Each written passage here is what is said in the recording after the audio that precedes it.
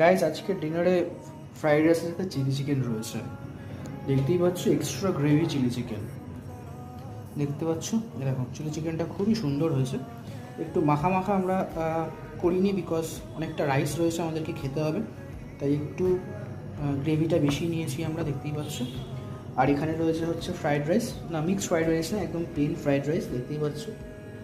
অল্প পরিমাণ সবজি দিয়ে একটা ড্রাই ফ্রুট মতো বানানো হয়েছে। এখানেও সেম রয়েছে, আমরা দুজন খাবো, এই জন্য 2 প্লেট রয়েছে এখানে। পার প্লেটের দাম নিয়েছে এখানে হচ্ছে 70 রুপিস, 70 টাকা 1 প্লেট ফ্রাইড রাইস।